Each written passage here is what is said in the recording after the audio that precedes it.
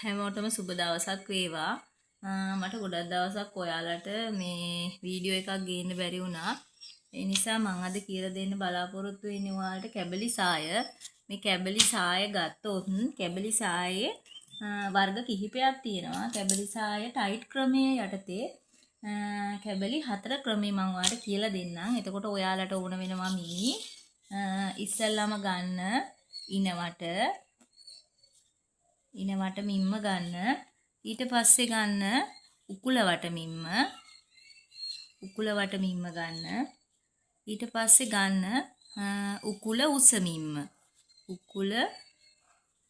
මිම්ම ගන්න. ඊට පස්සේ ගන්න සායේ සම්පූර්ණ උස මේ මිමි ටික ගන්න.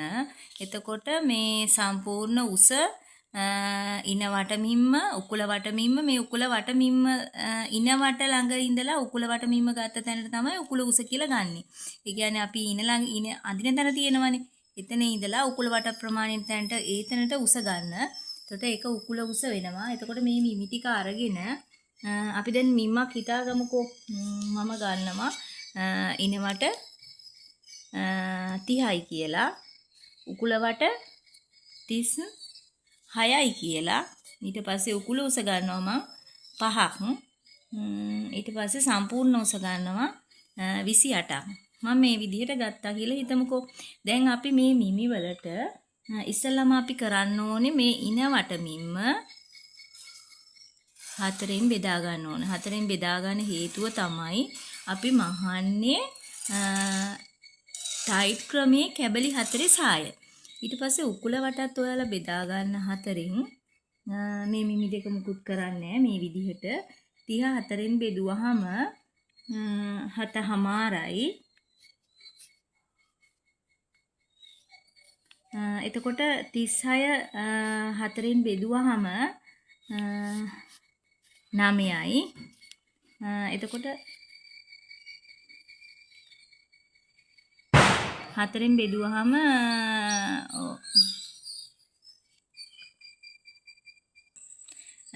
ඊට පස්සේ ඔයාලට අවශ්‍ය රෙදි කොටස් දෙකක් ඒ කියන්නේ සම්පූර්ණ උස 28යිනේ.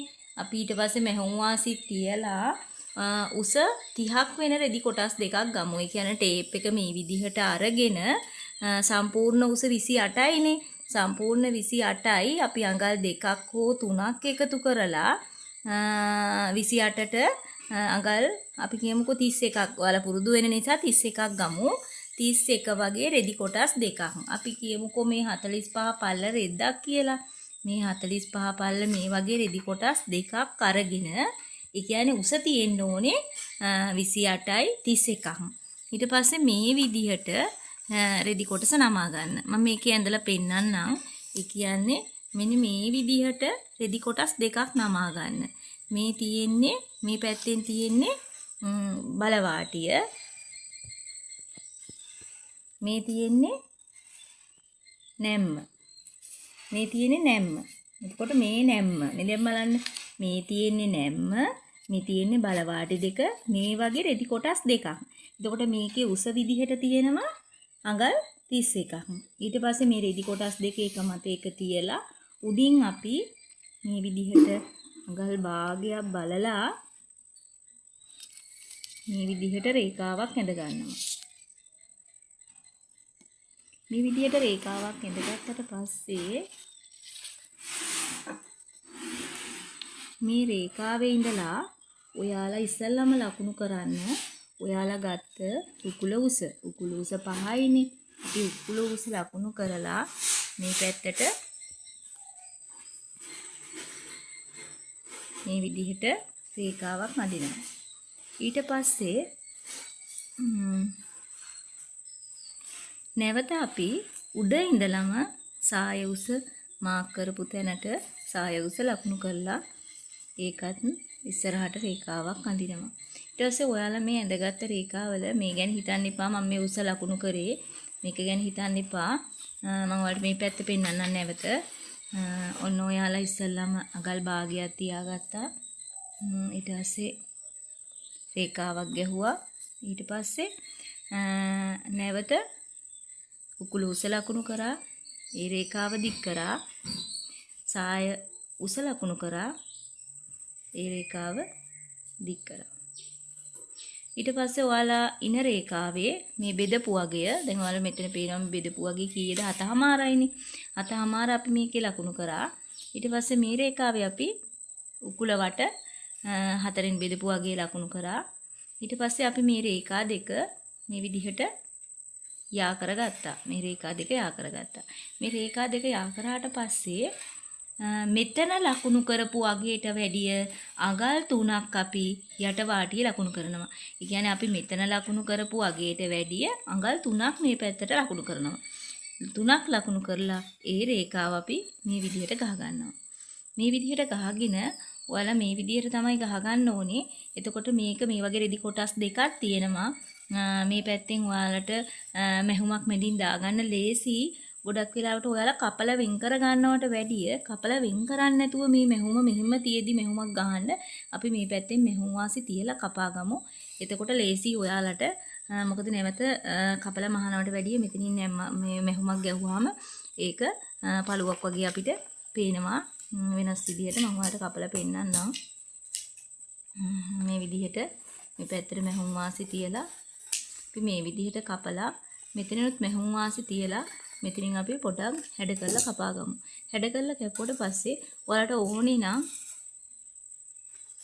මෙතනින් මේක කපලා වෙන් කරන්න පුළුවන්.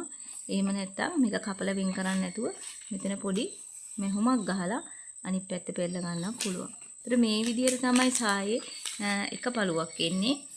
ඒතර මෙතනින් මෙහුමක් තියෙනවා. අපි මේක උඩ ලස්සන අවුට්ලයින් එකක් ගහගත්තාම එක පළුවක්. මම ඔයාලට මේකේ රෙද්ද කපලා පෙන්නන්නම් පොඩ්ඩක් බලන්න. මේ රෙද්ද දිගටම තියෙන හින්දා මම ඔයාලට කපලා පොඩි එකක් පෙන්නන්නම්. ඒ නිසා මම රෙද්ද එකටම ඔන්න 60 රෙද්දක් නම් ඔයාලට පුළුවන්. එකපාරින්ම පළු දෙකක් ගන්න නැතුව එකපාරින්ම මම මේ නමනවා වගේ මේ විදිහට නමා ගන්න. 60 රෙද්දක් නම් ওই විදිහට අතරට නමා ගන්න පුළුවන් ඔයාලට. මේ තියෙන්නේ.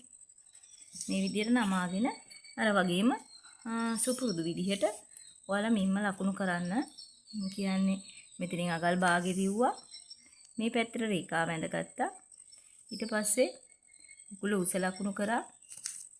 ඒ රේඛාව ඇඳගත්තා. සම්පූර්ණ උස ලකුණු කරා. ඒ රේඛාවත් ඇඳගත්තා.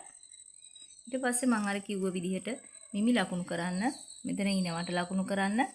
මම පොඩි ගානයි ගන්නෙ. සම්පූර්ණ අපි ලොකු සායක් කපන්න නැති හින්දා ඔයාලට අවබෝධ කරගන්න පුළුවන් විදිහට ওই විදිහට ලකුණු කරා. ඊට පස්සේ උකුල රේඛාවේ අපි ඒ ගාන ලකුණු කරා.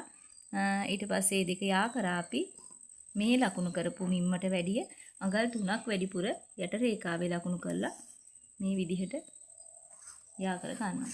ඊට පස්සේ අපි මේකට මැහුම් වාසි තියලා කපමු. මම ඔයාලට කපලා පෙන්නන්නම්. එතකොට ඔයාලට අවබෝධයක් එයි.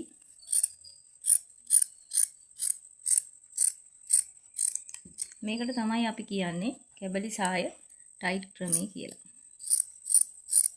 අපි මෙතනින් හැඩ කර ගන්න පොඩ්ඩක් බලන්න ඔයාලා මේ දෙකලවර උල් වෙන්න බලනවා. ඒ හින්දා තමයි. ඊට පස්සේ ඔයාලට මැහුම් වාසි තියලානේ තියෙන්නේ. මෙතනින් පළු 4 වෙන් කර ගන්න පුළුවන්. මේ විදිහට. එක එක්කිනා කපන ක්‍රම කිහිපයක් තියෙනවා. මේක ක්‍රමයක් මම ඔයාලට කියලා දුන්නේ නැත්නම් ඕපනින් එක පැත්තෙන් ගන්නත් පුළුවන්. මෙන්න මේ විදිහට මෙතනින් මැවුම ගහලා මේ දෙක අවුට්ලයින් එකක් ගහලා මේ වගේ පළු 4ක් මේ දින ඔයාලට පේනවනේ. මෙන්න පළුවයි, මෙතන පළුවයි, මෙතන පළුවයි. මේ දෙක තමයි එකට සෙට් වෙන්නේ. මේක ලස්සනයි. කෑලි දාලා ඩෙනිම් රෙද්දකින් ඔයාලා මහනව නම් ගොඩාක් ලස්සනට තියෙනවා. ඉතින් ඔයාලට ප්‍රශ්න තියෙනවා නම් කතා කරන්න මගේ WhatsApp නම්බරෙත් මේත් එක්කම දානවා. දිගටම මගෙත් එක්ක එකතු වෙලා ඉන්න. ඊළඟෙම ටයිට් සාය කැබලි ක්‍රමේ කැබලි 6 ක්‍රමේ මම ඔයාලට කියලා දෙන්නම්.